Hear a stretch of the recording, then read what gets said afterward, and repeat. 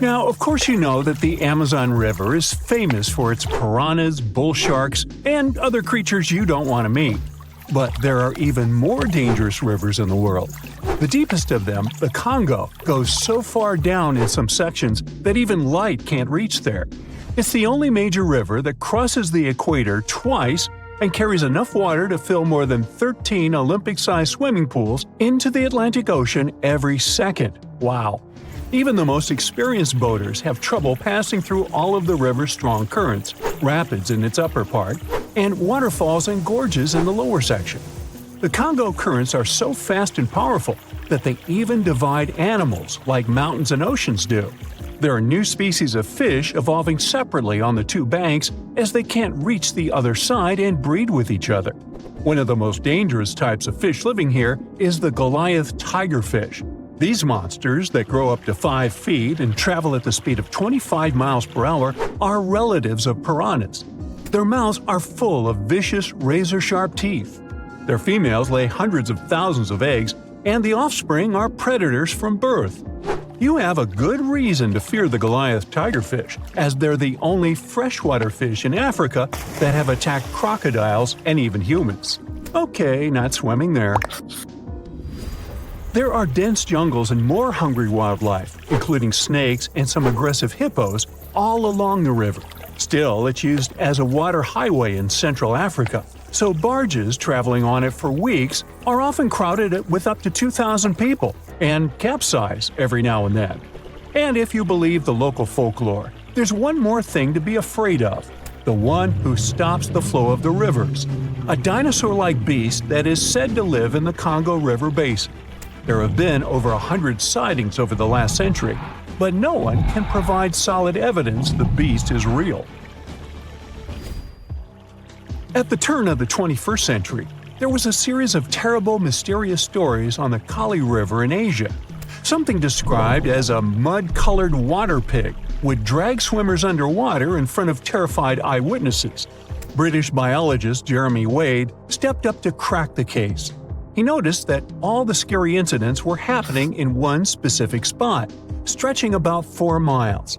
Villagers told him this creature was growing big and bad from all the food it got. Wade examined the water with a depth sounder and thought it could have been a whirlpool. Then the monster dragged a domestic water buffalo into the water. The buffaloes are big and heavy, so the creature that attacked it would have to be super strong. Saltwater crocodiles don't go so far inland, and the most common local species of crocodiles don't live in cold waters. There were no bull sharks in the area either. Finally, Wade spotted several goonch catfish underwater. Some of them were human-sized. They couldn't capture these monsters with a regular fishing rod, but a special ceremonial construction did the job.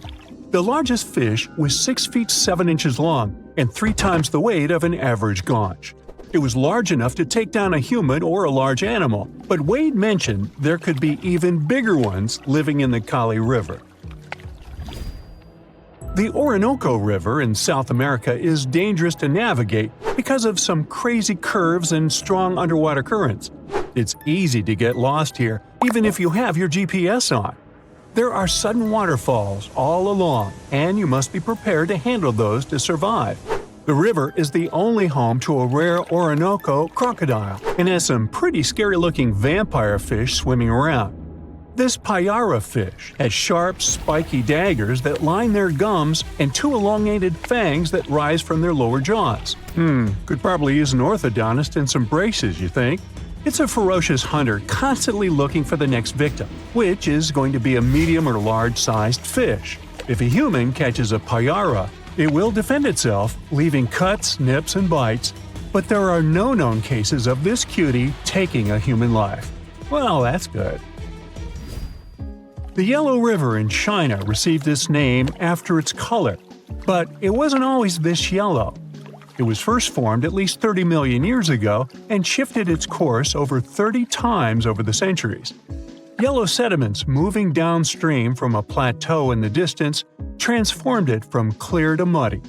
This fine-grained substance piled up at the bottom of the river and formed natural dams. The huge amounts of water that the river carries need to find their way to the sea, and that's when major floods happened. taking several million lives in various epochs. The locals tried to solve the problem by building higher and higher levees, but it only made things worse. Water coming out of the river would now have nowhere to back up, as the riverbed was higher than the surrounding land. This even shifted the river's mouth. Now there are massive dams and dikes all along the river to try to contain it. The Parana River is the second longest in Latin America and has many tributaries. They flow in from the highlands near the Andes, and there's a huge drainage in the wet season. This makes the river a perfect home for, guess what, piranhas. There are 30 to 60 species of these scary fish in the Parana waters. In late 2013, they attacked bathers cooling off by the water on a hot day. People started running out of the river as they felt something was biting them in the water. Luckily, no one lost their lives in the accident, but it's still considered one of the most audacious piranha attacks ever recorded. Biologists later determined that the type of piranhas, called palomates, was to blame for this, and humans had probably disturbed their breeding grounds. Well, the piranha also has a strong current that is tricky for boats and swimmers to overcome. Plus, it often floods, which can be dangerous for people living in the surrounding areas. The longest river in the world, the Nile, flows through 11 countries all the way into the Mediterranean Sea. Expeditions have spent centuries looking for its source, and no one still knows for sure where this mighty river begins. Adding to the mystery, the Nile takes an unexpected turn right in the middle of the Sahara. Scientists have figured out the reason is a massive underground rock formation from millions of years ago. The Nile has served as the most important water highway for civilizations through centuries, but it has some pretty dangerous inhabitants, like crocodiles that grow to be 20 feet long, which is slightly more than the height of an average giraffe. These bad guys can reach a speed of 30 miles per hour on land and take the lives of a couple hundred people every year. Hippopotamuses that also live here sometimes go after boats, and venomous snakes like the black mamba and the Egyptian cobra add to the mix. One of the most dangerous creatures on the Nile is the mosquito, as they carry around all sorts of diseases that affect hundreds of thousands of people. The Brahmaputra River in Asia carries waters from the mighty Himalayas. When the snows in the mountains melt, the river floods massively, causing landslides, displacing millions of people, and taking the lives of hundreds of animals in the nearby national parks. Such floods are also common during the monsoon season in India, from June to October, with heavy rains. The course of the Brahmaputra River is changed incredibly over the past 2.5 centuries. Erosion is another danger it's hiding. The banks of the river are mostly made of weak cohesive sand and silt, and even though the erosion rate has gone down, it is still the reason a lot of people lose their land and get displaced. The Brahmaputra is one of the few rivers in the world that has a tidal bore. That's a strong tidal wave that pushes up the river against the current where a river empties into an ocean or sea. And there you have it. You're strapped in a boat cruising down the Amazon River with the sun scorching hot. As you check out your map, your boat starts rocking back and forth. The water is starting to get more intense, so you hang on for dear life. You tuck your map in your pocket and try to take control of your boat. You strike some jagged rocks and duck low to avoid tree branches. Your boat strikes a large rock out of nowhere and capsizes. You're swimming in the murky green water. While you're trying your best to get ashore, your boat gets washed away. Underneath the water lies a whole new world of bizarre and dangerous animals. Candiru fish are snake-like creatures that can grow up to 16 inches long. Arapimus can weigh more than an adult male and are taller than most basketball players. They're the biggest freshwater fish in South America. They have a hybrid gill system that forces them to pop up to the surface every 5 to 15 minutes to breathe in oxygen for their large swim bladder. You swim out of the raging water and dry yourself off. Oh no, your map is completely soaked. There's no way you can get to your destination without it. You venture into the thick rainforest, shoving the branches and leaves away. As you get deeper, you notice something on a tree. It's barely moving, but it's got sharp claws and a raggedy coat. it stretches its arm to another branch and tries to pull itself up, ever so slowly. Sloths sleep more than half their days and only head down from trees once a week. They're so motionless, they sometimes grow algae and moss on their fur. The rainforest gets denser with each step until there's barely any sunlight illuminating the path in front of you. You notice a figure following you. With every branch you step on, you can hear a faint sound right next to you creeping around. You start walking a bit faster, and the sound catches up with you. You make it out of the dense part and tread along a narrow path until you reach a cliff. You can't walk normally here, so you pin against the wall and walk sideways to cross the hills. You slowly move across with the river 30 feet below you. You move your right foot, and some rocks fall into the river. You keep going and misstep. You're about to fall, but you hold on to a large tree branch and pull yourself up. You notice a couple of colorful poison frogs inches away from your fingers. Touching any of these frogs can be extremely dangerous and harmful, despite their amazing color patterns. The golden poison frog is one of the most poisonous animals in the world. One of them hops right next to you, so you let go of the branch and fall back in the river. The river is washing you down until you reach a calm current. Underneath you is a swarm of piranhas swimming with their sharp teeth.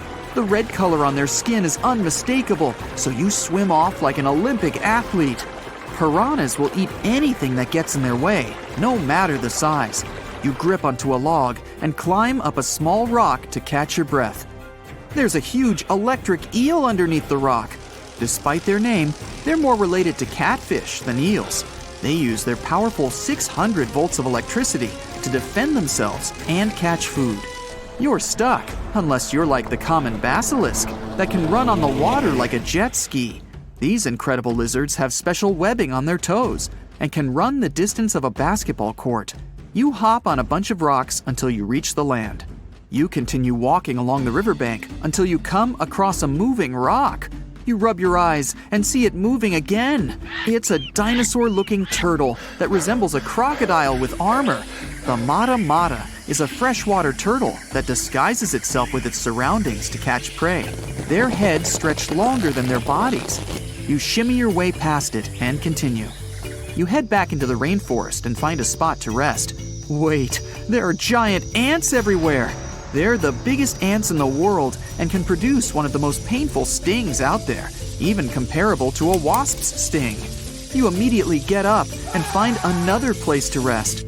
As you continue walking along, you notice the same feeling of something following you. You can hear some leaves rustling, but it's getting dark and there's no way of telling. You find a nice little spot to build a campfire and catch some Z's. But in the Amazon, everything is a threat. Except for those cute capybaras wandering around. They live in groups next to water sources. They're also the biggest rodents in the world. You don't need to worry about them if you're stuck in the middle of the Amazon rainforest. Suddenly, you feel something slithering up next to you. You look down and see a massive green anaconda just about to constrict you. They are the heaviest snakes in the world and can grow up to 20 feet long and have a huge appetite. You get up and sprint your way out of there. All right, you found a decent cave to crash in. It's daytime again, and you're still alive. You continue walking along the rainforest. You were able to find some breakfast to boost your energy for the rest of the day. You spot something on a tree that looks like a branch, but it's actually a potu, a master of disguise that can spend days motionless on broken tree branches. These bizarre birds use those branches as their permanent home, where they lay their eggs and chill all day. You continue your way through the rainforest and see a Brazilian wandering spider crawling on a tree branch right in front of you. 8 of these species can be found in the Amazon area. They are some of the most aggressive and venomous spiders out there. So, you make a big detour and walk away from it. You feel someone walking next to you again, but you still can't figure out what it is. You see a steep cliff with a waterfall hitting a large lake ahead of you.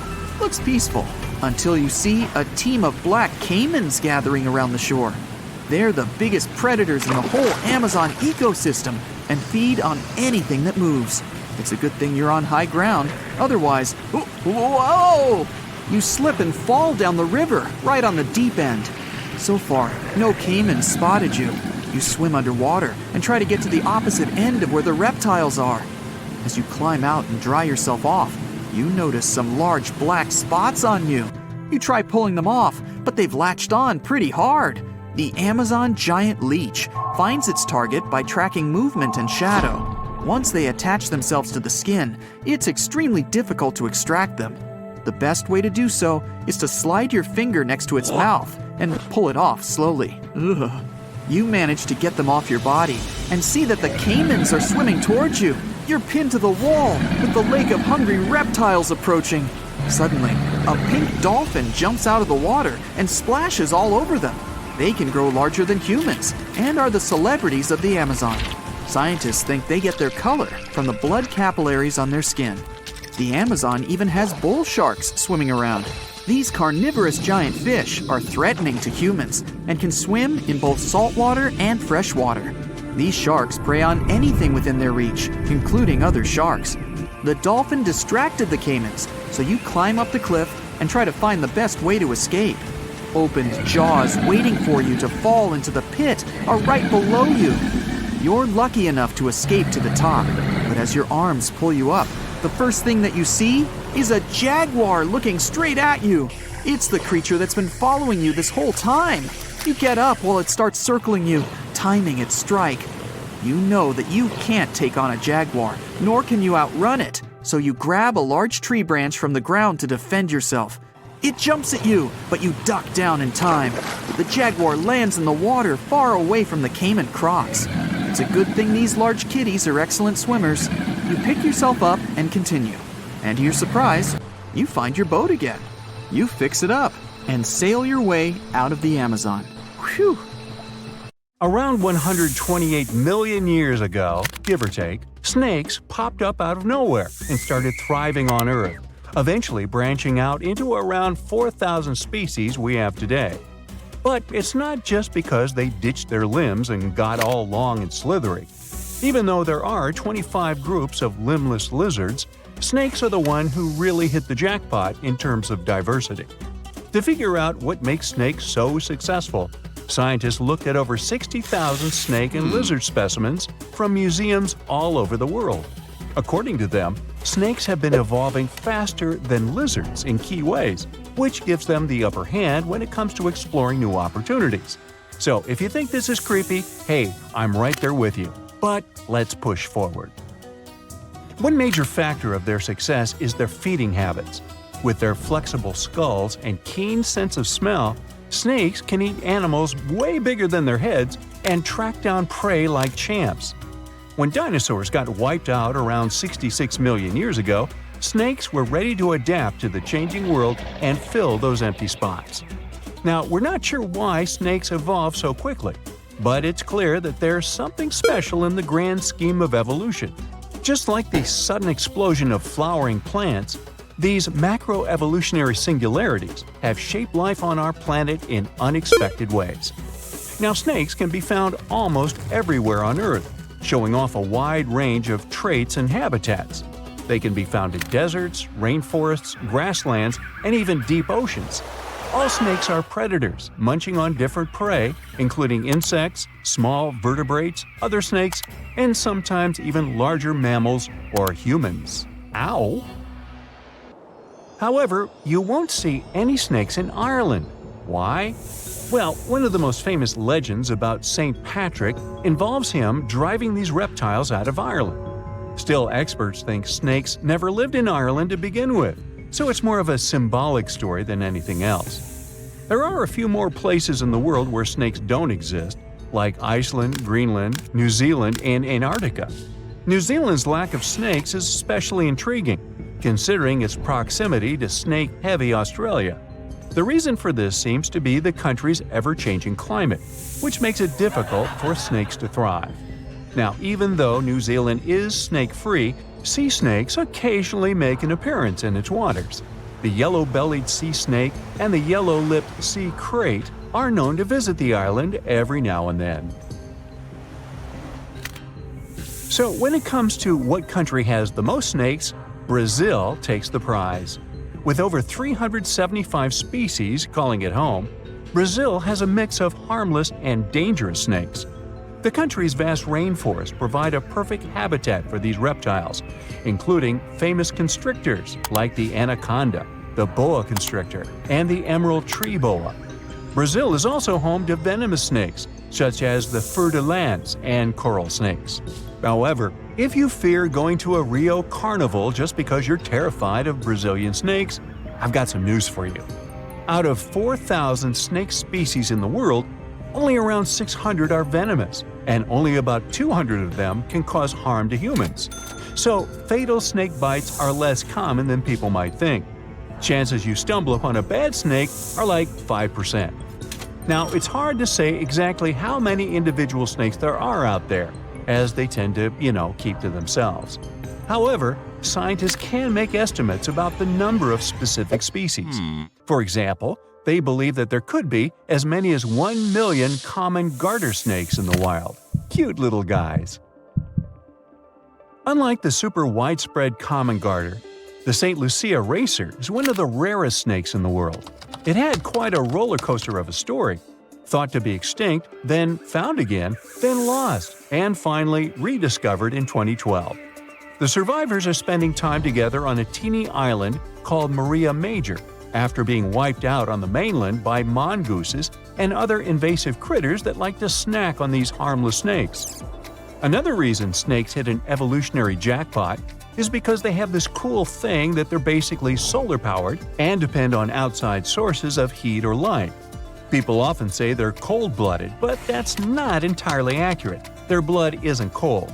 The right word for them is ectothermic, which means their body temperature can change and is controlled by the environment. While mammals and birds can keep their temperature steady, reptiles must soak up the sun or find other ways to warm themselves up. Now, some snakes do not lay eggs, defying the traditional classification of reptiles as egg layers. While it may have been taught at school that all reptiles lay eggs, nature has its exceptions. About 70% of snakes lay eggs, but those living in colder environments give birth to live young because eggs would not survive in such conditions. Nature always has a way of challenging our expectations and classifications. Snakes are a successful group of tetrapods, even though they don't have the 4 key-footed feature that tetrapods are named after. Despite this, or maybe because of it, snakes are super diverse. It might seem like this diversity dates way back to the times of dinosaurs, over 100 million years ago. But modern snakes seem to have emerged more recently. Fossils and DNA suggest that snakes started to spread out and evolve after the mass extinction event that wiped out dinosaurs. They took advantage of the empty habitats and niches left behind by the long-gone species. In terms of movement, snakes are super flexible and can crawl, burrow, climb, swim, and some can even fly. The ancient ancestors of snakes were quite different from what we see today, with some species even having well-developed limbs. Snakes continue to evolve through the late Cretaceous period, with various species appearing around the world. Only a handful of modern snake families emerged later, millions of years after the extinction of dinosaurs. The snake fossil record is patchy, making it hard to piece together their evolutionary history. To make sense of it all, scientists turn to DNA analysis. Molecular clock techniques help estimate when various snake lineages split off from each other, suggesting that most of the modern snake diversity is younger than dinosaurs. Only a few snake lineages survived the mass extinction event at the end of the Cretaceous. But these few survivors managed to give rise to the incredible diversity of snakes today.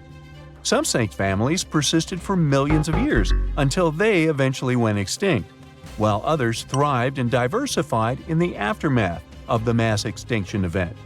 This pattern of survival and rapid diversification resembles what we see in the bird and mammal fossil records after the extinction of dinosaurs. The ability to burrow, hunt in the dark, and go long periods without food helped some snakes survive the chaos after the mass extinction. Their flexibility and adaptability allowed them to find shelter and thrive when other species couldn't. Snakes can be some of the scariest animals around. Most snake species are harmless and don't bother humans. Even if they wanted to, most snakes are too small to pose a real threat to people. But there are some big snakes out there that can eat surprising things. The largest animal ever eaten by a snake was a 150-pound hyena devoured by an African rock python. I'll bet that hyena wasn't laughing then, huh? Before that, the biggest meal on record was a 130-pound impala eaten by a rock python. That's impressive. The biggest snakes in the world are constrictors. They tend to suffocate their prey. To eat large prey, the snake itself has to be huge. African rock pythons, green anacondas, reticulated pythons, Burmese pythons, Indian pythons, and amethystine pythons are all contenders for the title of the largest snake in the world. They can grow to incredible lengths and weights. And that's it. I'm done with snakes now. Ew. So, does the mysterious Devil's Gardens in the Amazon rainforest ring any bells? Don't worry. It's not some spooky phenomenon. It's the work of some tiny but mighty insects called the lemon ants. These ants inject a natural herbicide, formic acid, into any other plant that is not the tree species that they call home. By doing this, they create a space for their treehouse saplings to grow, allowing the ant colony to expand as it occupies new nesting sites in the saplings. That's some efficient gardening, if you ask me. But don't be fooled. These devil gardens are not just a bunch of boring old trees. In fact, they are botanical anomalies that grow very slowly every year, and some of them are over 800 years old. Who knew ants could create such impressive and long-lasting structures? Of course, the rainforest is still one of the most diverse ecosystems on Earth, with a remarkable diversity of plant life. But it's fascinating to see the control ants can have over their environment, creating single-species structures in such a complex ecosystem. But where does the name Devil's Garden come from? We know ants are to blame, but is there something else hiding in the Amazon rainforest? Well, picture this. You're strolling along, taking in the lush foliage, when suddenly you stumble upon a clearing. But wait, there's something strange about this patch of land. There's no vegetation, just a handful of trees standing alone in the dirt. What's going on here? It's easy to understand why people came up with this name after seeing the weird stretch of vegetation. And as humans do, they came up with quite an impressive legend to back up the story. It was said that the inhabitant of this eerie oasis was a shape-shifting evil spirit, like me. Just kidding. This little guy may have looked like a misshapen person walking on one hoof and one human foot. But don't be fooled. He supposedly had a whole bag of tricks up his sleeve, including the ability to transform into someone you know and lead you down the path to doom. Hey, it's just a myth, but you have to admit it was quite convincing, right? Clever landscaping ants aside, there are a lot of unsolved mysteries hidden in the Amazon rainforest, like its unusual geoglyphs, for example. Humans have been getting creative with the Earth's surface for ages. Geoglyphs are just one of the many ways we've left our mark on this planet. Basically, we take some sand or stones, move them around a bit, and voila! We've got ourselves a funky design that pops against the backdrop of the ground. A new study found that the area was home to up to 1 million people before Columbus first arrived in the New World back in 1492. That's a lot of people, and they left behind some pretty cool stuff. The Amazon rainforest is already amazing, with 1 in 10 known species in the world living there, and 1 in 5 of Earth's birds. But did you know that over the past few decades, archaeologists have discovered evidence of numerous large, complex societies that may have inhabited Amazonia? It turns out that the Amazon rainforest was not just a pristine wilderness, but a hub of human activity as well. These South American geoglyphs are particularly interesting. They're these huge structures that combine square, circular, and hexagonal shapes. Archaeologists have found very few remains of habitation inside the enclosures, which suggests they were not settlements. Instead, the most likely explanation is that they were used for ceremonial gatherings. The exact function of these structures is still a mystery, though. To find out how widespread human settlements were in the Amazon, scientists focus on the basin of the upper reaches of the Tapias River, a major tributary of the Amazon. Using satellite images, they discovered 81 new archaeological sites in the upper Tapias Basin, with a total of 104 earthworks. That means there is no gap in the network of earthworks spanning across Amazonia's southern rim. When researchers conducted ground surveys of 24 of these sites, they found evidence that the sites they visited were once inhabited. These sites dated from 1250 to 1500 CE and ranged from about 100 to 1300 feet wide. The largest were typically hexagonal fortified settlements, suggesting a certain degree of planning and uniformity in their construction. Based on the size and distributions of the earthworks, the researchers suggested that similar settlements may have extended over about 154,000 square miles of the southern rim of the Amazon, supporting a population of between 500,000 and 1 million people in late pre-Columbian times. Of course, the new study doesn't mean the Amazon rainforest was ever a teeming megalopolis. It's still mostly uncharted, so we have no idea how pre-Columbian populations were distributed across Amazonia. But it's exciting to learn about these ancient societies and the cool things they left behind. The scientists plan to do more excavations in the upper Tapias Basin to refine their understanding of the cultural developments there. Who knows what they'll find next? Maybe a lost city full of treasure and adventure. Also hidden in the vast habitat of the Amazon is this next quirky creature. Ever heard of the Amazon pink river dolphins? Unfortunately, there is still so much we don't know about them. First things first though, let's talk about what they look like. So picture this, a small, light-colored dolphin with a pink nose and lips. They're the Barbie of dolphins. Aside from that, they look like regular dolphins with plump bodies, bulbous foreheads, skinny snouts, chubby cheeks, and small eyes. They can be found in countries like Bolivia, Brazil, Colombia, and Peru. They're also the only species of river dolphin found in the Amazon River. Unfortunately, these little guys are officially critically endangered species, so there are not many specimens available that scientists can study. No other name is more famous when it comes to exploring the Amazon rainforest than that of Percy Fawcett. He dedicated his life to exploring the area in search of a lost city, and not just any city, but an ancient, mysterious city that he called Z. Sounds like something straight out of an Indiana Jones movie, right? Percy was born in England in 1867 and had quite a career before he started exploring. But he didn't let his profession hold him back from following his dreams of exploring South America. In fact, he made 7 expeditions to the Amazon between 1906 and 1924, each time getting closer to uncovering the secrets of Z. Now, let me tell you a little bit about how large the Amazon rainforest is.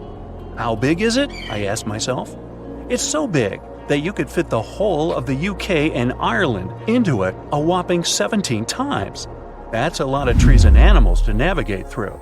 But Percy was up for the challenge. Despite his best efforts, Percy never found the lost city of Z, and sadly, he disappeared during his final expedition in 1925. But his legacy lived on through the years, inspiring many to become archaeologists and explorers themselves. In fact, a book called The Lost City of Z was written about Percy's adventures and was even made into a movie. It's not all hidden mysteries and wild nature out there. There are around 1 million indigenous folks living their best lives in the Amazon rainforest. That's right, they hunt, fish, farm, and even have access to Western medicine and education. But here's the kicker. Not all of these folks are keen on socializing with outsiders. And can you blame them? For years, loggers, miners, and ranchers have been, shall we say, behaving badly toward these communities. It's no wonder that some tribes have chosen to stay isolated and protect themselves from the dangers of the outside world. In fact, in 2018, Brazilian authorities were able to snap a photo of a man dubbed the Indigenous Man in the Hole. He's the last remaining member of his tribe.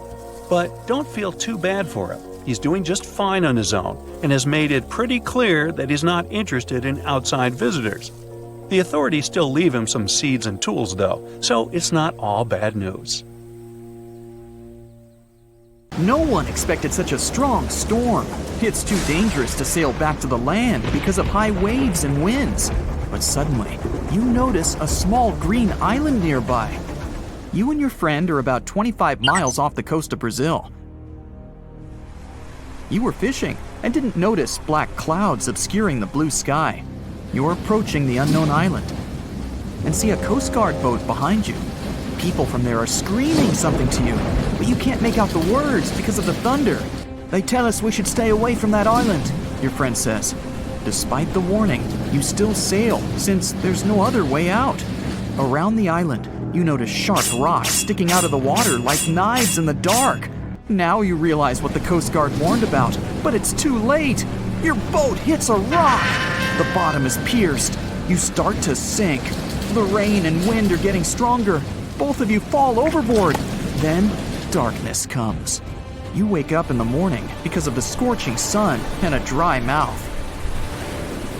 Your friend and the wrecked boat are lying nearby.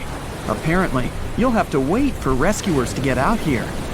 Now, in the light of day, you can see how dangerous the island's coast is.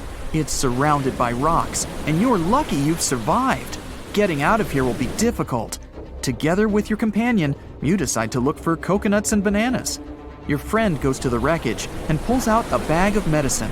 Then, both of you leave the sandy beach and enter the dense jungle. A couple of steps later, you hear a strange hiss. You see your friend. His eyes are filled with horror. Goosebumps run down your back. You feel something alive crawling under your feet, and there's a lot of it. You look down and notice slithering snakes. There are dozens of them. They wrap around your legs, get into trees. They're everywhere. Don't move, your friend says. I think I know where we are. You want to ask him a question, but fear takes away your voice. He reads your face and answers the question. We're in one of the most dangerous places on Earth, the Brazilian Snake Island. These are not just some ordinary snakes. This is the golden lancehead, one of the most venomous reptiles in the world. You can find them nowhere else on the planet except for this land. They evolved here naturally, without other snake species intervention. That made their venom 5 times stronger than the venom of ordinary vipers. They're practically the only owners of this island. Nowhere else in the world will you find such a concentration of creeping reptiles on such a small piece of land. And now, they're glad that 2 big lunch meals have arrived. There's little chance of survival, but you're gonna try. The first thing you need to do is get out of your stupor and find a thick stick. This is your best tool right now. If you encounter a venomous snake, the best you can do is retreat slowly. But this time, there are too many of them. They're aggressive and hungry. Together with your friend, you fight off the snakes with a stick. But there's more and more of them coming. One of them falls on your shoulder from a tree and bites your neck. The poison instantly enters your bloodstream and affects your muscles. It feels like your body is melting. It becomes difficult to move, and your neck swells. Your friend grabs you and carries you deep into the jungle. Here, among the trees, you notice an old lighthouse. Yeah, this building really stands out here. Once a year, the Coast Guard visits it. Your friend breaks down the door and puts you on the floor. You're afraid you won't be able to survive the bite. Fortunately, your friend is a doctor. He injects the necessary medicine and saves your life. You have a few minutes to rest before more danger arises. Your friend tells you that the unique snakes appeared here thousands of years ago. This island was part of Brazil for a long time. Then, massive floods separated it from the continent. This part of the land was cut off from the whole world, which helped the formation of a unique ecosystem inside. Vipers that lived here evolved into golden lanceheads. They quickly became the main masters of the island and destroyed all the other animals. But how did they manage to survive without food, cut off from the whole world? They did it thanks to nature and evolution. This island is a transit point for many birds. They stop here to rest during long flights. These birds become dinner for the snakes. Previously, a snake bite almost didn't harm the birds, They were frightened and flew away, leaving the snake without food. But over years of evolution, the island's owners have developed such a potent poison that one bite was enough for a bird to never take off again. There's also a legend that a pirate hid treasures here a long time ago. And, so that no one would ever find it, he brought snakes to guard his gold. Of course, there's no chest with coins here, but the island is attractive for modern pirates, even today. Golden lancehead snakes are an expensive commodity, so bad people often visit this place to hunt the reptiles. That's why the Coast Guard is always on duty around the island. People are forbidden to visit this place. And even if someone manages to get past the guards, they will have to face the rocks. Only biologists and scientists have permission to study the local fauna. A necessary condition for a visit is a doctor's presence in the team, so they can save people from the snake's poison. So we have pirates and hordes of poisonous snakes, but there's something else that makes the island even worse. At this moment, you hear rustling all over the building. Thousands of little paws are tapping on the walls and floor. You look around and see lots of giant cockroaches. Some of them are half the size of your palm. They crawl under your clothes. You and your friends scream in fear and run out of the lighthouse. Quickly, you reach the shore and fall into the water. It seems that not a single cockroach is left under your shirt. But that's not all. You hear a strange buzzing sound. You look around and see a dark cloud of flying beetles forming in the sky. It's locusts! Thousands of flying insects are heading in your direction. To avoid a collision, you dive under the water and wait for the cloud to pass by. You go up to the surface and move to the shore. Fortunately, there are almost no snakes here.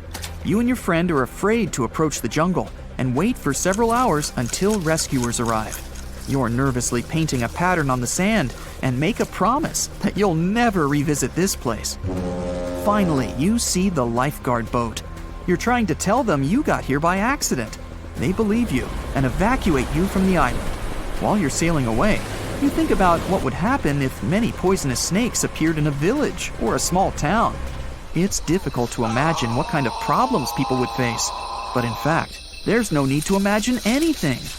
There is a place on the planet where locals live next to poisonous cobras, but it doesn't create any chaos. A human can live in peace and harmony with reptiles in that village. Welcome to Shetpal village in India. This place has a population of about 2,600, and it's located in the jungle. It's hot here. Locals are friendly and responsive. If you go into one of the houses, you'll see something that seems impossible. The king cobra, whose venom is one of the most dangerous in the world, calmly crawls around furniture and eats eggs and meat that people give. There's even a special corner for the reptile to relax from the scorching sun, drink water, and have a snack. People are happy about the cobra, as if it was a pet. In the village, cobras are everywhere. They come into houses and schools, crawl through the streets, and keep company during dinner. The locals consider them full-fledged residents. They adore them. The snakes are also used to people and don't see them as dangerous. The coolest thing is there has never been a tragic case in the village because of a poisonous bite. There's no other place in the world where cobras live in such harmony with people. In 1991, somewhere in the lush jungles of central Vietnam, a local logger found a mysterious hole among the foliage and bushes. He looked in there and felt a strong wind blowing into his face. Then he heard a strange sound from the cave depths and realized that it was the sound of a river. The logger didn't check the cave, but decided to go back there with a flashlight and a rope. When he returned, he couldn't find the cave anywhere. He spent a few years searching for it. Finally, in the 2000s, the logger managed to locate it again. In 2009, he brought scientists to this place. They found out the cave, called Sundong, is the largest in the world. There's so much space here that you'll hear a long echo if you shout. Sundong's main passage reaches 660 feet in height in some places, which is more than half as tall as the Empire State Building. The area of the cave is so huge that an entire New York City block with 40-story skyscrapers would fit in there. There's a deep underground labyrinth under the jungles of Vietnam, hiding 3 of the largest caves in the world, and Sundong is number 1 on this list. The vast space inside is filled with various plants, unique microclimates, and different landscapes. There's a real jungle growing underground. It became possible thanks to the collapsed ceiling in some places. It lets sunlight penetrate there from above. There are huge stalactites 250 feet high on the ceilings and walls, which is more than the length of a passenger Boeing. They've been here between hundreds of thousands and millions of years. Some limestone deposits are more than 450 million years old. It means they've existed since the time long before the dinosaurs. Besides the jungle, there are also many rivers in the cave. They were formed because of rainwater coming down from holes in the ceiling. These rivers are smooth and fast, like slides in a water park. But riding them isn't the best idea, since they can carry you into one of those long labyrinths that the cave is full of. And we still don't know where they're going. You may find yourself in another unknown part of the cave. This is what happened in 2018. 3 divers accidentally discovered new areas in Sindong. The cave turned out to be much bigger than everyone thought. They dove into one of the cave's lakes and reached a depth of 256 feet. At the bottom, they found a separate tunnel.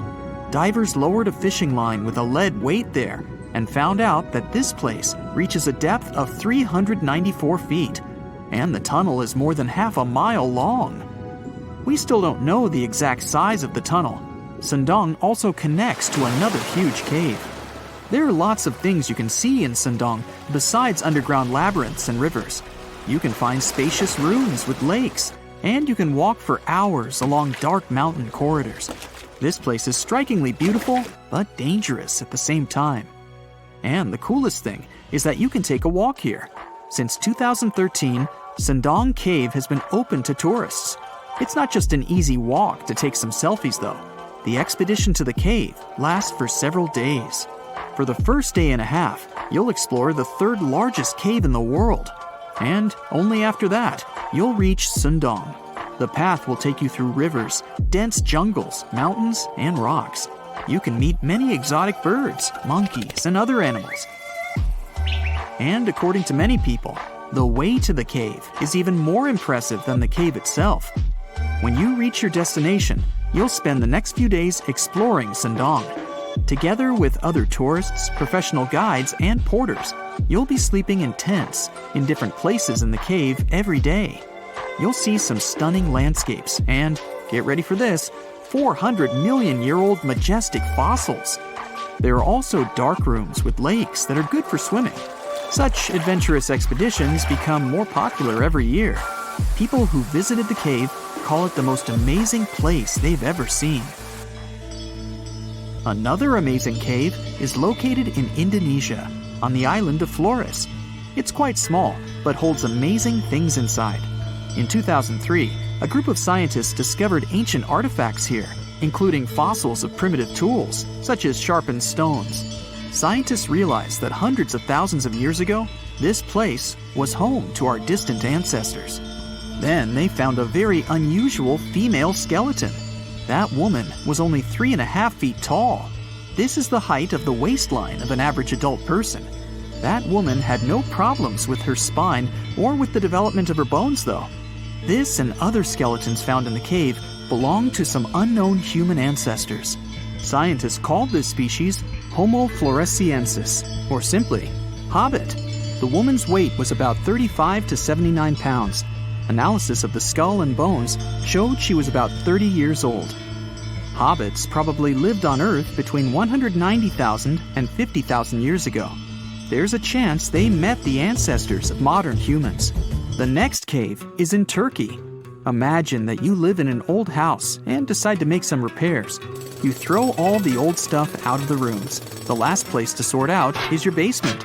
You've hardly ever visited it and have no idea what's hidden there. But it's pretty spacious, so you decide to turn it into a room. You tear down the wall and discover the entrance to the cave. This is a tunnel that leads underground. You walk through the cave and see a real underground city. This happened in Turkey in 1963. One of the locals discovered a secret passage to a lost city in his basement. About 20,000 people could live there. There was enough space for livestock and food supplies. It's not just a maze of tunnels. There's a chapel, a school, stables, kitchens, walls, and other signs of civilization. The city was built in the Byzantine era, in the years 780 through 1180. It's not the only one down there and is connected to many underground tunnels and towns that stretch for several miles. Let's finish our journey in the strangest and most frightening cave. We're going to the southeast of Romania, near the Black Sea. Here, on a desolate wide plain, you can find a hole. This is a tunnel leading deep underground. The air inside the cave has high levels of hydrogen sulfide and carbon dioxide. Under normal conditions, the air we breathe contains around 20% oxygen, but it's only 10% here. You won't be able to breathe freely without an oxygen tank. The water and air here are poisoned. Almost no animals are able to live in such conditions, at least the ones we know about. And this cave is filled with 48 species of living organisms, 33 of which are new unknown species. Creeping things that live here can scare you, especially if you're afraid of bugs. Strange white snails and white spiders are crawling along the walls. An unknown species of leeches and transparent shrimp are swimming in the water. White millipedes with huge mustaches are creeping on the ground. Here you can also meet an unknown kind of scorpion with a transparent white body that doesn't look like any other kind of scorpion. Nothing here looks like ordinary animals at all. All creatures in the cave are white or transparent. They don't have eyes, but they have long paws and antennae whiskers that help to navigate in space. Plants can't live here without sunlight and clean air. This means that oxygen isn't produced in this place. So how do these creatures manage to survive? The answer is in the water.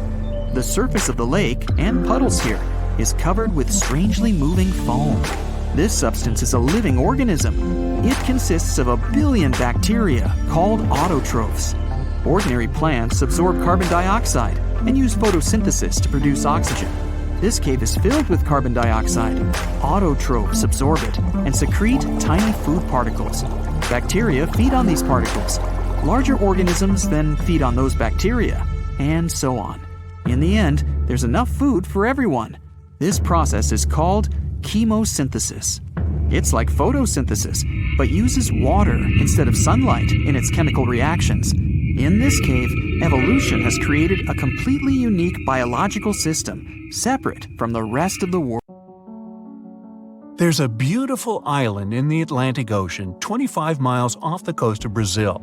It's easy to reach, has an endless beach line, steep rocks to climb, and vibrant tropical greenery.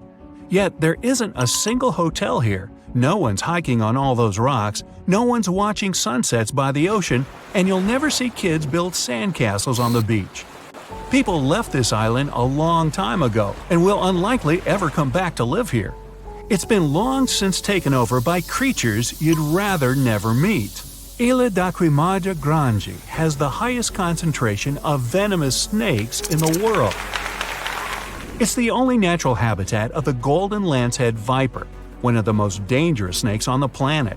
Somewhere between 2,000 and 4,000 of these critters live here. They say you're never more than 3 feet away from meeting one of them on the island. They're like life insurance salesmen. Lancehead vipers have venom that's 3 to 5 times stronger than that of their closest mainland relatives. Evolution helped them to develop it to keep them properly fed. Their only prey is birds that visit the island to rest. Lanceheads have to slither up the rocks for lunch and can't wait and trace those birds like other snakes. So they developed a super venom that works almost instantly. One legend says the snakes ended up in the middle of the ocean thanks to pirates. They were looking for a good place to hide their booty, their gold. The island was a perfect match. They also needed something to protect their treasures from any invaders. So they brought some snakes, and those multiplied quickly. A more realistic explanation involves not humans, but rising sea levels. Snake Island used to be part of the Brazilian mainland, but the sea isolated it from the rest of the country around 11,000 years ago. The snakes that ended up on that island were able to spread and thrive because they had no predators to bother them. And when people tried to, let's just say it didn't end well. Another island legend is about a fisherman who came here to pick bananas. He didn't expect he'd have the company of venomous snakes, and they were ecstatic about a new item on the menu. The fisherman ran for his life back to the water, but had been bitten before he managed to jump into his boat. A couple days later, his boat was found, but he didn't make it through the journey. Snake Island has long been uninhabited, but it used to have a human population for a few years, from 1909 to 1920. It was the lighthouse keeper, his wife, and 3 kids. Their task was not to let people on the island. According to another legend, one night snakes got inside their house through the windows. The parents grabbed their kids and tried to escape to the boat. Sadly, the snakes were faster. No one of the family had survived that visit. The lighthouse has been automated. Now the Navy visit it regularly to check if it's in order and keep visitors away from the island. It's both for the safety of people and for the good of snakes that are a critically endangered species. Some of those people are tourists looking for adventures. Others are smugglers that capture and sell lance heads for $10,000 to $30,000. Animal collectors and scientists are willing to pay that price. There are rumors that the venom helps cure heart conditions. In the past, someone tried to set the island on fire to get rid of the snakes altogether and clear the land for agriculture. But the snakes have an important mission. It's crucial to study them to better understand the whole lancehead snake family and to treat people who get bitten by them on the mainland. Such incidents happen a lot in Brazil. If you really want to visit the island, you have to be one of those biologists or researchers who use it as a real-life lab to study the golden lanceheads. You must go through a lot of paperwork and get an official permission for a visit. There will also always be a doctor in the group to help others if something goes wrong, and Navy officers to make it safe. Elsewhere, there are places where people do survive alongside snakes. Musambo Island on Lake Victoria in Uganda is home to 2,000 snakes and less than 100 people. That's a ratio of over 20 snakes per person. Rock pythons, cobras, vipers. You can find those even in people's houses. Sometimes they share beds with the locals. They believe the island is home to many kinds of spirits that have transformed into snakes. The people are just guests here, and they must never ever hurt those snakes. Even if you find a cobra under your pillow, you aren't supposed to scream for help. You'll scare away good luck. And if you hurt a snake, well, prepare to pack your bags and leave the island for good. There are also monitor lizards on the island. The snakes live in peace with them and the locals. They feed mainly on bird eggs and won't attack you first. The real danger of North Sentinel Island isn't the snakes, it's the people. The island, about the size of Manhattan and surrounded by corals, is home to one of the most isolated tribes on the planet, the Sentinelese. They're a hunter-gatherer society that doesn't welcome any strangers at all. The only safe outside visit took place in 1967. Based on what they saw back then, anthropologists guess there could be anywhere between 50 and a couple hundred people living on the island. No one else in the world speaks or understands their language. Another dangerous place is Makajima Island in Japan, south of Tokyo. It's famous for the active volcano it sits on. There have been 6 eruptions in the last century alone. Poisonous gas has been leaking through the ground ever since the latest incident in 2000. For years, all residents and tourists had to carry gas masks at all times when on the island. When the siren went off, it was a sign to put it on immediately. It meant the sulfur levels in the air had dangerously risen. Luckily, it's been years since the gas masks were necessary. Volcanic activity made Lake Kivu in Africa a dangerous place as well. It sits exactly where tectonic plates are slowly moving away from one another. It makes the Earth's crust thinner and the volcanoes more active. That's why there are hot springs under Kivu that send hot water, carbon dioxide, and methane into the lake. Microorganisms that live in the lake generate more methane. All these gases remain in the water because the lake is really deep. This mix is denser than regular lake water, so the lake has unusual layers. Kivu is dangerous because all the gases trapped in it could find a way out. That would be a disaster. Saba is a tiny Caribbean island that's seen more storms in the last 150 years than any other place in the world. There were over 60 big hurricanes, 15 Category 3 storms, and 7 Category 5 ones, the most destructive a hurricane can get. If you want to try your luck, visit in winter. You'll be less likely to witness a storm, but landing will still tickle your nerves.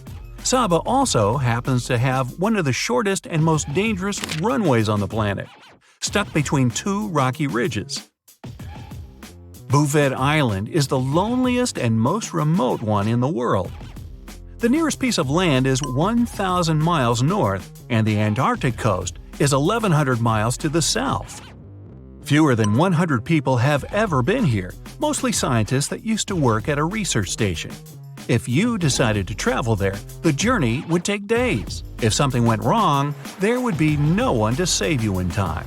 Plus, 93% of the island is covered with a glacier, and there's just one appropriate place to moor a boat. Hey, sounds like fun! Sign me up! Not. Mount Washington in the US gets way more visitors, but not everyone comes back safely. It's known as the most dangerous small mountain on the planet. The winds here are the fastest on the surface of the Earth, reaching 200 miles per hour. Hey, let's go fly a kite, huh? Freezing temperatures and heavy snowfalls don't help the ascent either. Hikers are often steered away from trails and roads. Even if you do make it to the top, you'll experience overloads like on the peak of Mount Everest.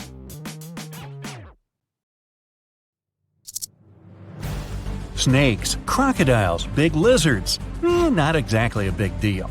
I mean, I guess they're less scary and Whoa, I take it back.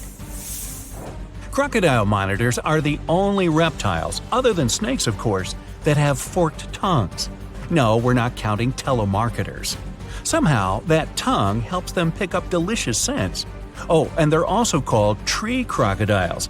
So, if you ever thought you'd be safe up in a tree if you got chased by a crocodile, better think again. They're full of surprises, including impressive tree climbing skills. They're quite aggressive, and luckily, they live far, far away, somewhere in the mountains of New Guinea. It may not be the giant dragon you saw in that fantasy movie last week, but the Komodo dragon is scary in its own way. The biggest living lizard even has its own island named after it. If you're ever in Indonesia, 300 pounds, 10 feet long, definitely worth a look, from a distance. This lizard tends to dig a huge hole where it lays its eggs. As soon as the younger ones gain some strength, they run away from home and climb up the nearest tree. Not because they're being rebellious, more to avoid being eaten. Yep, they don't have the best parents in the world since, well, Komodo dragons sometimes eat other Komodo dragons. So, yeah. This turtle is all about breaking stereotypes. It looks like a dinosaur tried to crash the annual turtle Halloween party. A ridged shell, rough skin, and an insanely strong bite. Definitely not your average turtle. They live in swamps and freshwater lakes, and are definitely the largest and meanest looking of all snapping turtles out there. They're also the heaviest. The biggest one ever found weighed almost 250 pounds. Because of the algae growing on their shells, you might think you're looking at some sort of oddly shaped rock sticking out of the water. Finally, a scary movie starring a turtle as a bad guy. They walk at night and will literally eat everything they find. I'm talking snakes, opossums, water birds, squirrels, other turtles, and this is the impressive part, even some smaller alligators. I don't know if I'm ever going to swim in a lake again. Snake time, beady little eyes, crazy colored skin. Yeah, that's not the case with the Madagascar blind snake. These small reptiles look like skinny pink worms, and you're not exactly going to stumble across them in the wild. They live underground, and yes, they have really poor vision. They can only see blurry shapes and shadows. That's why they mainly hunt by smell. Blind snakes in general can grow up to a foot long, and they live on all continents except Antarctica. And speaking of snakes, I just can't leave out the cobra. Yellow, black, striped, so many patterns and colors, but there's one, you better hope you never meet her, the queen, the red spitting cobra. This one won't bite you to inject its venom. It's got a bit more of a rude approach. It contracts the muscles around its venom gland and spits some out right into your face. It seems like a way scarier tactic than a regular old bite, but there's a catch. This cobra's venom doesn't work if it falls on your skin or even gets into your mouth. For things to get really nasty, it has to get into your eyes. Phew! I mean, it's not like animals have such an amazing aim that they can nail you in the eye while you're running away, right? Well, there was an experiment, and those spitting cobras managed to hit a researcher's goggle-covered eyes 10 out of 10 times. Speaking of snakes… no, wait. Speaking of turtles… okay, snake-necked turtles. I got it eventually.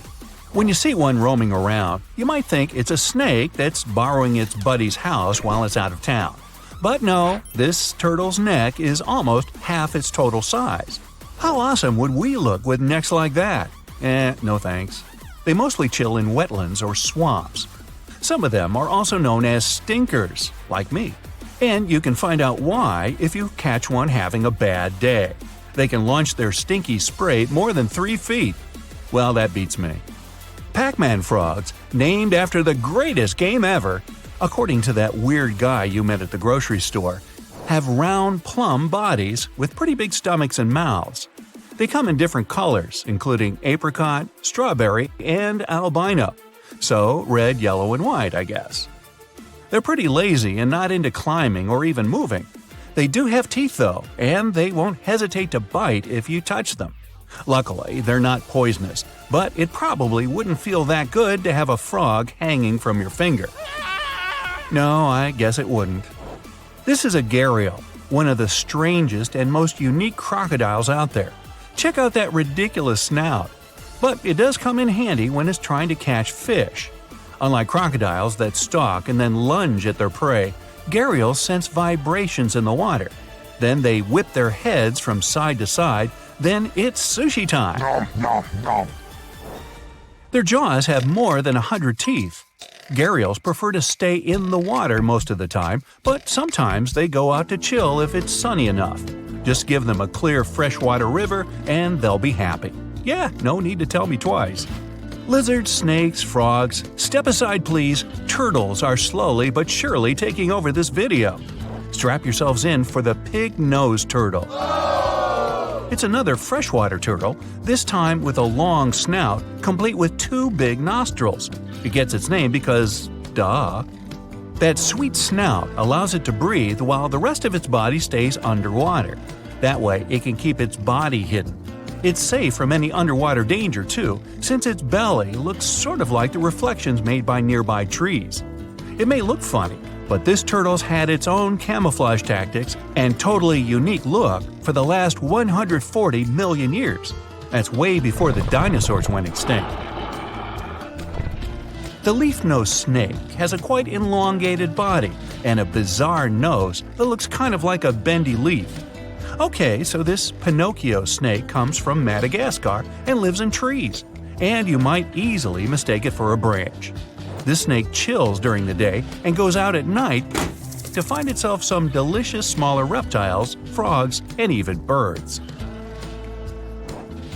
Picture yourself on a sandy tropical beach.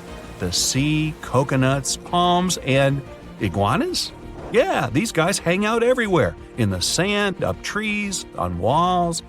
They live all the way from Mexico to Brazil, and love to chill anywhere sunny. It's not just a relaxing hobby, they need the sunlight for its vitamin D, which helps them absorb more nutrients from their food. And no worries, iguanas aren't dangerous, as long as they don't feel threatened. If they do, well, luckily they're not venomous. But they do have sharp teeth that can cause some serious discomfort. Oh, and you know how those smaller lizards lose their tail when they get stuck, or when you step on them? The same thing happens to iguanas. A legless lizard is a reptile that's always getting mistaken for a snake. It actually lost its legs and arms, not overnight of course, but through millions of years of evolution. Snakes lost their legs and arms even earlier. Still, there are real differences between them. If you get up close and personal with a legless lizard, you'll see that it blinks. But snakes, on the other hand, they don't even have eyelids. They protect their eyes with see-through membranes. Snakes actually have shorter tails, while legless lizards, well, they're mostly tail. Now you're totally ready for next Monday's quiz night, Reptile Edition. Gotta say it again, turtles are rocking this video. And this time, I mean literally. Mary River turtles look just awesome. It's not like you see a reptile with a green mohawk every day. But this little turtle has a secret. That's not its natural hair. It's actually algae. Ooh, slimy. You're going to Ilha de Queimada Grande, one of the most dangerous islands in the world. There, you find yourself among rainforests, huge rocks, and grasslands. The place is home to birds, locusts, and giant cockroaches. But there's one more animal, and because of it, the island got its notorious reputation. Snakes live there, and a lot of them. So many that the place is also known as Snake Island. Will you survive there? Located just 20 miles away from the coast of Brazil, the island has an area of 43 hectares, or over 100 acres. It probably got cut off from the mainland after the last ice age. The snakes were also separated from most other animal species. They didn't have competitors and had an unlimited source of food. In such a small area, there are up to 4,000 snakes. That's one snake for every 10 square feet. It would be a difficult feat not to come across a snake on this island. Not only is this snake, the golden lancehead, one of the most numerous on the island, but it's also a highly venomous pit viper species. And it's also one of the most venomous in all of Latin America. Its venom is so potent due to the isolation of the species, with only birds sharing the land with them. To catch these birds, the snake's venom needed to become extra strong.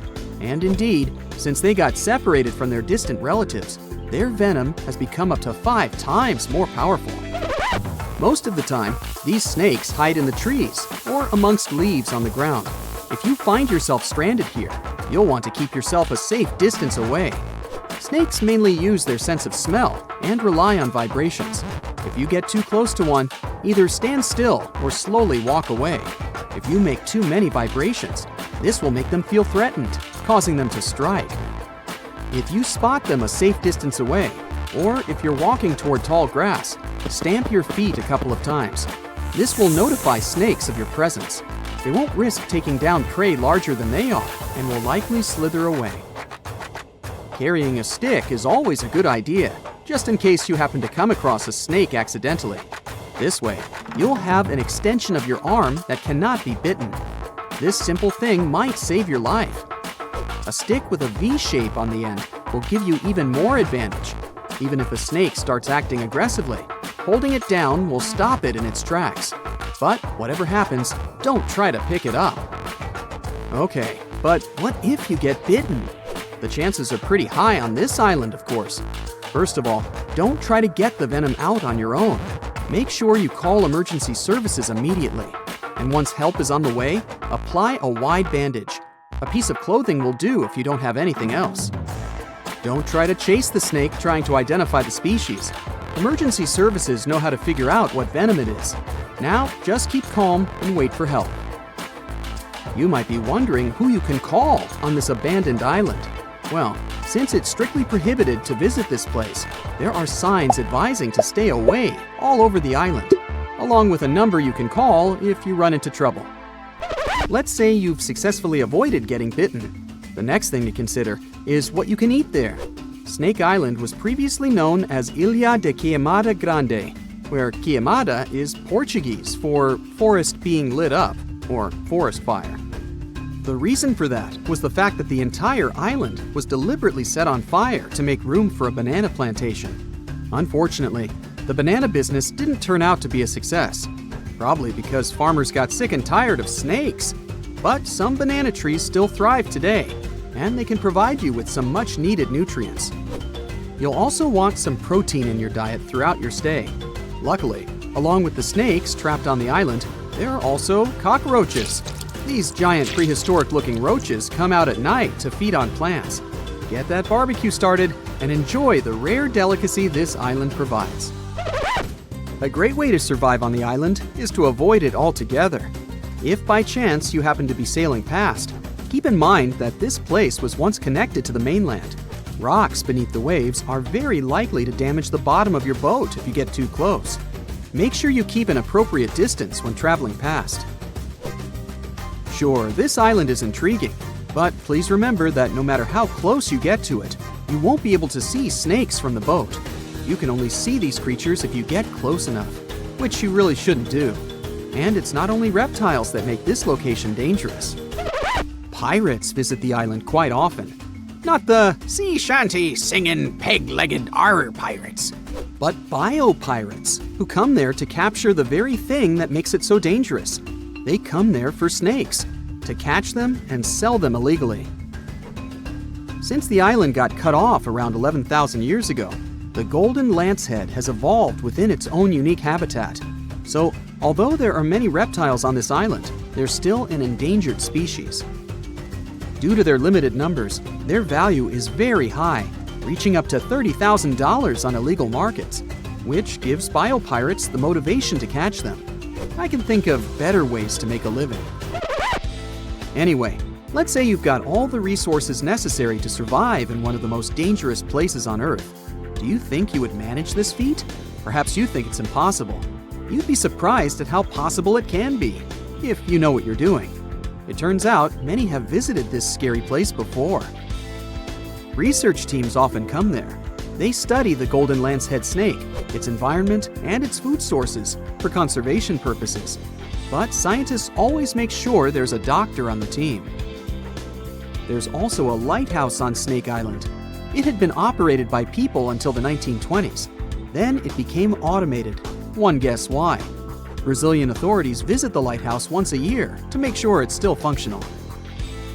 Locals on the mainland know the reputation of the island, so the stories of people going missing are minimal. But one group of fishers once got too close to the island. As they were sailing along their normal route, they accidentally neared the shore. Their boat hit a rock under the waves and began filling with water. As the boat was quickly sinking, the men had only two options: to try to survive in the rough sea or swim to the shores of Snake Island. It was a hard choice to make. After all, they had heard the stories, and it wasn't just about snakes. Rumor had it that the island was cursed. Regardless of the stories, the fishers chose to take their chances with Snake Island. After making it to the shore, they tried to be careful. Their knowledge of the island could help them survive. Most importantly, they knew to avoid the rainforest at all costs. As the men got hungry, they carefully walked along the edge of the forest, warily collecting bananas. They were mostly sitting, waiting, and conserving their energy. They could only drink water when it rained. It was just enough to sustain them. They slept on the beach, unprotected from the elements and weather. And all the time, they were so close to the comfort of the lighthouse or caves. They were probably overly cautious, but it was either enduring some discomfort or risking their lives for a dry bed. They didn't yield to the temptation. They managed to survive for 3 days without being bitten by a snake. After that, a passing boat finally rescued them. So, now you know, anything is possible. Let's find out something awesome about poisons. No, this is not another video with the top 10 of the most venomous animals. There will be several of them here, but the point is different. We're going to find out about the nature of these substances, which are dangerous for any living creature.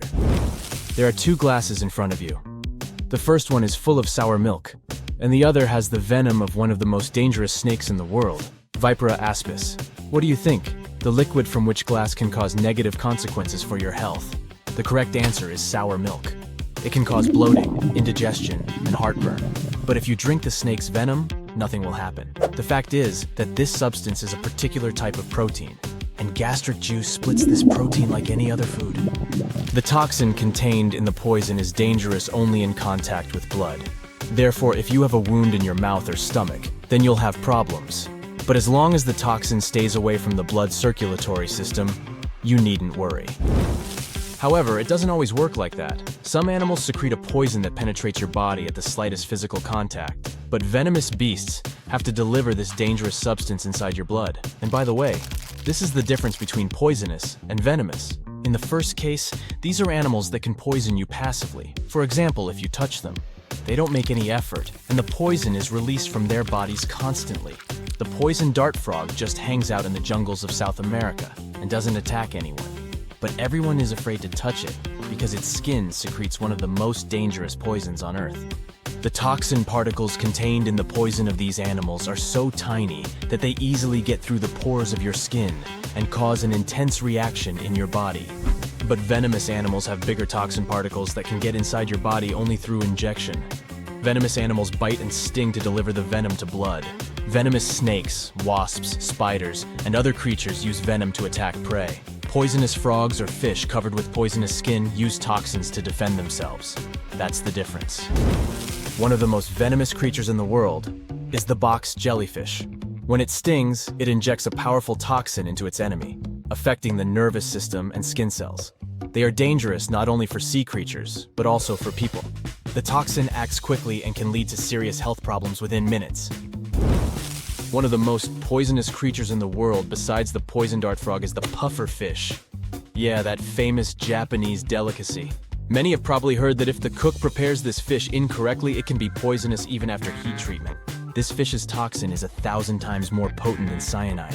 The amount of poison inside one puffer fish contains enough toxin to seriously harm several dozen people. When the fish feels danger, it swallows a lot of air along with water and increases in size. In this state, its needles, which contain the toxin, become even more dangerous. So never touch this fish if you see it in the sea. There's the third type of use of venom. It's called intraspecific competition. You can find it in venomous mammals such as the Australian platypus. There are tiny needles on their palms that secrete toxins. A platypus can paralyze an opponent with a kick. But these animals also use poison during mating competitions. Their bodies enhance the properties of the toxins to defeat competitors during the fight for a female. Two males struggle to weaken each other. The male whose poison is more effective wins the battle. Some animals have to bite and sting to use venom, while others just wait for someone else's touch. But what about this little creature that releases its poison like a dart? Meet the cone snail. It hides inside its home and waits for a little fish to swim closer. Then it releases a toxic harpoon from its proboscis and paralyzes the fish. Then the snail swallows the prey whole, like an anaconda. The venom of this small animal is also dangerous for humans as it causes severe problems with breathing, vision, and other issues. At the same time, the substance contained in the poison of the cone snail is used by doctors to make a powerful analgesic. And this is not the only case when animal venom is used in medicine. A poisonous lizard called the Gila monster releases a neurotoxin produced in the salivary gland during a bite. Because of this venom, the bite of this animal is considered one of the most painful in the world. People who were attacked by the Gila monster said that they had experienced a feeling as if hot lava was flowing through their veins. However, such a terrible poison can be useful for humans. Scientists have discovered a hormone in it that can effectively treat diabetes. Some poisons cause muscle paralysis, others can create breathing problems, and others raise blood pressure. But why are they all different? Well, all these differences depend on the prey that venomous animals hunt. For example, most vipers prey on small mammals with a fast metabolism. Therefore, reptiles have developed venom that disrupts blood clotting, resulting in a fast-running hare quickly losing control of its body. However, for cold-blooded animals, such a stratagem would be less effective. That's why some types of cobras produce neurotoxic venom that can stop the transmission inside the nervous system. Such a substance effectively strikes the organisms of cold-blooded creatures. All this suggests that venomous and poisonous creatures adapt their toxins depending on their habitat. That's why venoms of the same species can differ so much. If a viper bit you in one region of a large country, an antidote from another region might not help you. In places with more complex conditions for survival, snakes can develop more dangerous venom to repel enemy attacks or catch fast prey. But this principle also works the other way around. Put a group of snakes in an environment where they can easily catch food and don't have to defend themselves from other animals. This type of snake may eventually become non-venomous. This is because producing venom is a complicated process that requires a lot of energy and resources from the organism. And if the conditions don't require using this substance, then snakes will stop producing it. This happened with sea snakes. They are some of the most venomous animals on Earth that hunt fish at the bottom of the sea. Since their prey was much faster than them, they had to develop a strong venom that would quickly paralyze fish. But one of sea snake species stopped getting food this way. Instead of hunting fish, they began to eat fish eggs. This prey doesn't run away, so snakes don't need venom anymore. Eventually, they stopped producing it. How many animals on the planet do you think are poisonous and venomous? According to scientists' calculations, about 15 to 20%. But most likely, this number is much higher because people haven't fully studied all the biodiversity of such creatures. Interestingly, almost every species of animal has a poisonous or venomous kind. Even among mammals, the platypus is not the only venomous creature. The slow loris seems like a cute, harmless animal. Still, this primate from Southeast Asia secretes venom from its teeth during a bite. Also, some species of shrews produce venom in the same way to paralyze their prey, and vampire bats are the only poisonous flying mammals in the whole world. Okay, we have a large number of poisonous and venomous animals today, but what about the past? Many scientists believe that millions of years ago, venomous dinosaurs walked the Earth. Some studies have confirmed this hypothesis. The venomous glands and tissues of these formidable reptiles haven't survived to our times. But in the teeth of some dinosaurs, scientists found small gaps that modern venomous snakes and lizards have.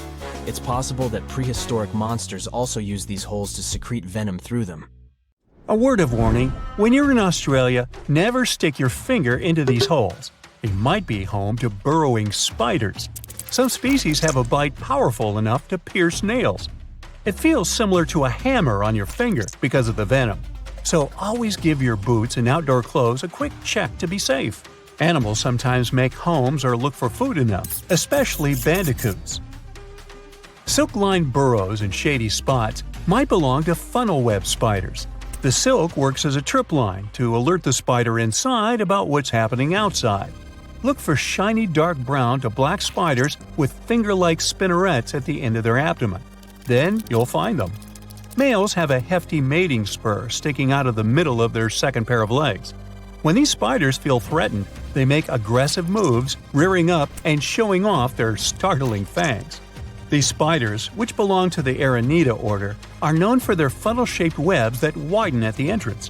They patiently wait in the narrow funnel for prey to touch the web, then swiftly capture it. In Australia, large brown spiders frighten people due to their venomous bites.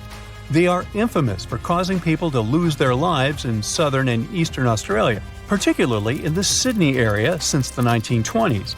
Quick access to the antidote after a bite is crucial in preventing severe consequences. The next spider is one of the world's most dangerous venomous spiders.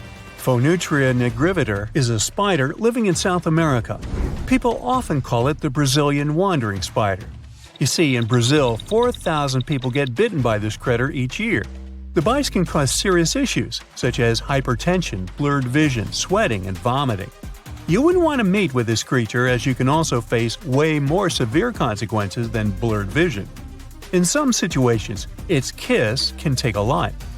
Apart from messing with humans, this spider has a diverse menu, including crickets, katydids, and even larger options like tree frogs, lizards, and bats.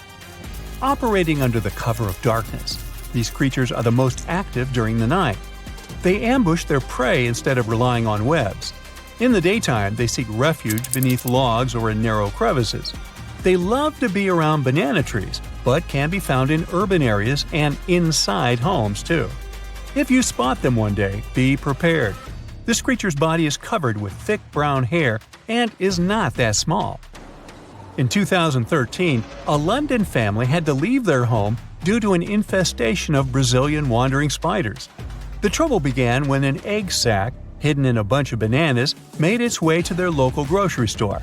No one noticed. When the family bought the bananas, the egg sac broke open. Potentially lethal spiders spread around the house.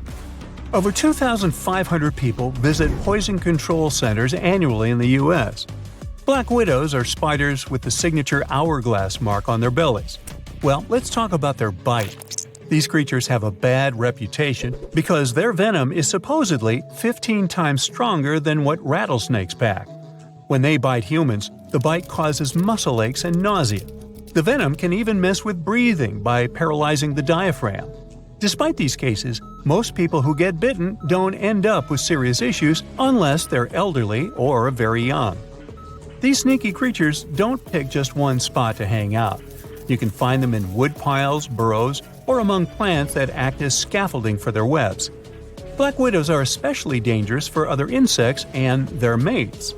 After a not-so-romantic mating dance, ladies sometimes go all Hannibal Lecter on their mates.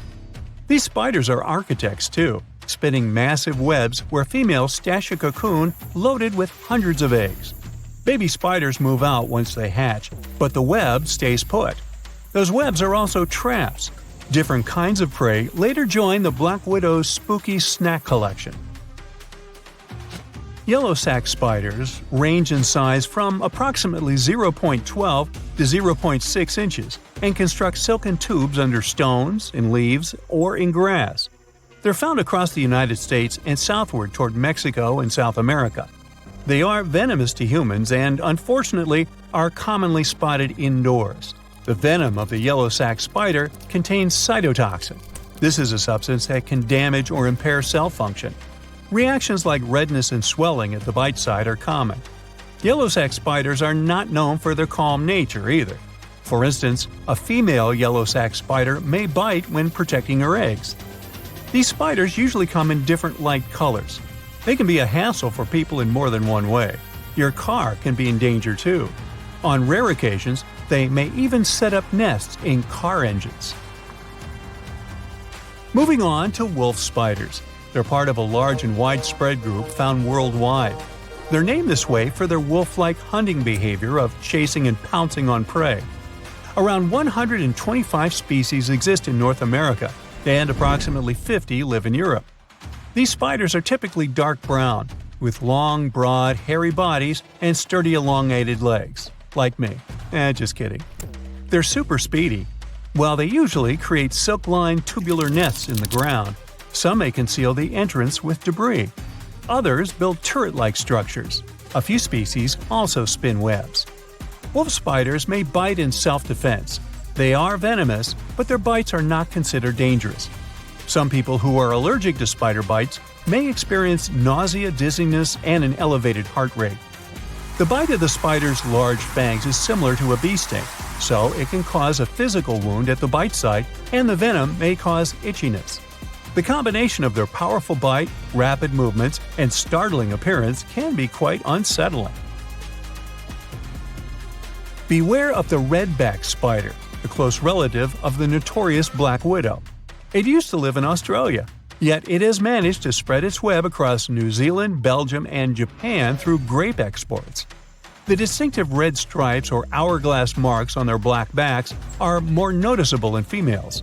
Disturb a female, and you'll see how she can defend her eggs. You're likely to get bitten. These spiders can sneak into shoes or clothing, lurking against the victim's skin while they're dressing. Both male and female redbacks have a venomous bite. Their venom is a cocktail of neurotoxins. It can cause sweating, rapid heartbeat, and swollen lymph nodes. The redback has control over the venom dose, so symptoms vary based on how much is injected. Australia deals with over 250 redback bites annually, many requiring antivenom treatment. The latest case, when a person lost their life after being bitten, dates back to 1956. Yet it can happen, so stay vigilant and cautious around these stealthy spiders. Let's talk about the heavyweight champion of the spider world, the Theraphosis blondie, casually known as the Goliath bird eater.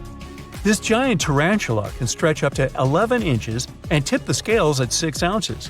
To put it in perspective, this spider is big enough to cover your dinner plate and is certified by the Guinness World Records. The nickname might make you picture a tarantula feasting on a hummingbird, but that's more of an artistic exaggeration dating back to the 18th century. These spiders are more into munching on arthropods and rarely go for bird snacks. Goliath bird eaters don't bother with webs like their spider buddies. Instead, they're all about silk, using it to line their cozy burrows beneath the forest floor. The spider itself looks dangerous, but its bite almost never requires a doctor's visit. It feels more like a wasp sting. Goliath bird eaters are the biggest spidey on Earth. On the other side of the spectrum, we have this guy from Colombia. They are among the tiniest spider species. Grown-up males of this species are 0.015 inches long, tinier than your average pinhead. Females are usually a bit larger. Well, that was creepy, wasn't it? Your heart is racing. You're running for your life from one of the biggest creatures you've ever seen. A giant reptile on 2 legs, sprinting right behind you. You hear the sound of a raging river next to you, but decide not to jump in. Thick leaves and bushes keep blocking your path, and you keep getting stuck in the mud. Everything around you is out to get you, and there's nowhere to hide. You spot a hollowed-out tree trunk and crawl inside. Whatever's out there is getting closer and closer. You hear deep guttural breathing and huge stomping. It's getting closer. You see a large tail from a crack in the tree trunk, swinging and knocking down bushes and small trees. Whatever it is, it's sniffing you out like those dogs at the airport. And right next to your face are giant bugs the size of a house cat. Perfect. You've always been scared to even look at crawly little things, but this one's so close and so big, you can actually see its facial features. It's looking at you like you're the alien. You want to scream, but can't. Then, out of the darkness, more bugs. They're curious things, flicking their antennas all over your body. Okay, this is too much. A bug is one thing, but now, a giant centipede thing is crawling your way. Its fangs are the size of your thumb. You dart out of the tree trunk and come face to face with a giant monster. It stops and stares at you, knowing you have no place to go. Claws and teeth the size of bowling pins. That's enough to keep you up at night. It's getting ready to charge right at you. Welcome to the most dangerous period and area in history for a human, the mid-Cretaceous Sahara. This place was thriving around 100 million years ago in what would now be North Africa. Back then, the continents were all arranged differently, and the weather was wild. Extreme storms were pretty common, and temperatures would rise and fall like a Mexican wave at a soccer stadium. Then, sea levels started to rise. Water flooded the Kem region, an area between modern-day Algeria and Morocco. Over the next millions of years, asteroids, volcanic eruptions, and other natural disasters wiped out everything else. Bye-bye, dinosaurs. Thanks for playing. You probably think of the Sahara as one of the most inhospitable places on Earth, but back when it had trees and rivers, it was even more dangerous. The famous River of Giants was a huge river system that stretched from modern-day Egypt all the way to Morocco. The land was flat and not much vegetation grew there, but it was enough for life to exist. Frightening, scary life. That creature you're staring at, it's a giant, scary-looking theropod, and it's out to get you. Imagine a T-Rex-like dinosaur that's more than 32 feet tall and has an epic jawline. Scary stuff. They were the top dogs in the food chain back then. And that's why this place and period in history was so unique. The entire area had an incredible imbalance between hungry dinos and poor little dino snacks. There wasn't enough food to go around. Scientists were never able to find much evidence of herbivores. That means it might have been a royal rumble of carnivorous creatures waiting to pounce on each other at any moment. So, after a while of having a stare-down contest with a giant theropod, a shadow creeps up on you from behind.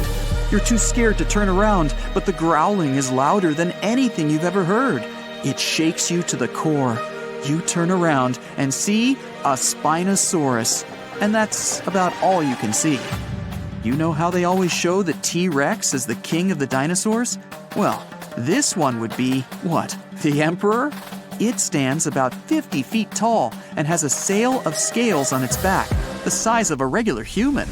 Then add in a crocodile-style snout with razor-sharp teeth and some short, powerful legs.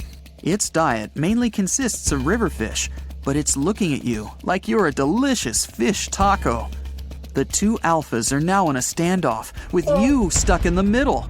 But before you close your eyes and get ready to be eaten, they begin fighting each other, knocking down trees.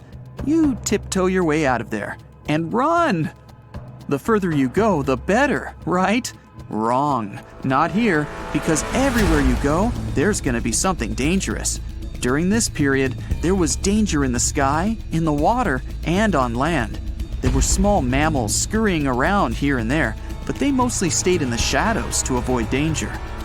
After 5 minutes of running as fast as humanly possible, you make it out of the forest and onto an open plain. Bad move.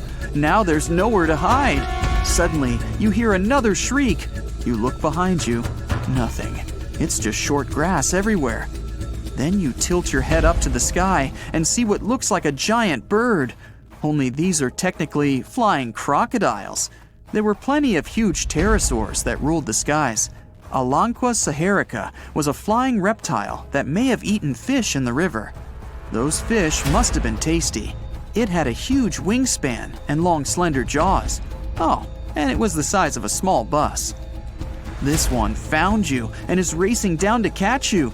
You run for your life, again. And this time, there's no place to hide. Suddenly, you feel talons grasping onto you and you're lifted off the ground. You soar up. If you weren't scared out of your mind, you might have noticed how beautiful the giant river channels below you are. The Alanqua maneuvers like a fighter jet, headed for the mountains, dodging all obstacles. You see a large nest with some mini beasts in it. They're hungry and as large as you. Not a great combination. You try to break free, but it's impossible. The creature drops you in the middle of the nest and flies off. You try to cover yourself, but the little ones keep pecking away. It's only a matter of time before it's too late. You look down below you and see the river. You can't tell how deep it is, but it's got a really strong current. You're out of options. You dive into the raging river and get dragged along with the current. Safe for now-ish. Imagine it's 2021. You're walking along one of the hottest and driest places on Earth, the middle of the Sahara Desert, only to find fossils of oversized fish. They ranged from bite-size to bus-size. Even freshwater sharks lived there. These weren't your average little fishies. Judging by their teeth, those guys meant business. You might even find a giant sea turtle swimming around. Okay, back to your wacky adventure. Luckily, you wash up on a safe sandy part of the river where you're able to relax. You drink some river water and try to find a safe place to make camp. Every noise you hear makes you jump. You sit down and try to enjoy the calmness of ancient Earth. Just when you feel you can finally catch your breath, you see a Spinosaurus walking along the river on the prowl. You run off and hide under a bush. It passes you by. You're safe. Or not. It turns, shakes the bushes, and sees you. Just then, a large boom scares it away. It's the sound of you jolting awake. You turn on the light and see your cat staring at you. Those dinosaurs seem so real, probably because of that documentary you were watching right before bed. The entire mid-Cretaceous ecosystem depended on rivers for daily life. Just like all ancient civilizations, rivers were essential for the creatures of the time. And very recently, scientists discovered a new species of snakes that went extinct back then, with no known descendants. To understand these ancient ecosystems, it's important to know a lot about fossils. You might find two different fossils side by side, but those animals might have lived millions of years apart.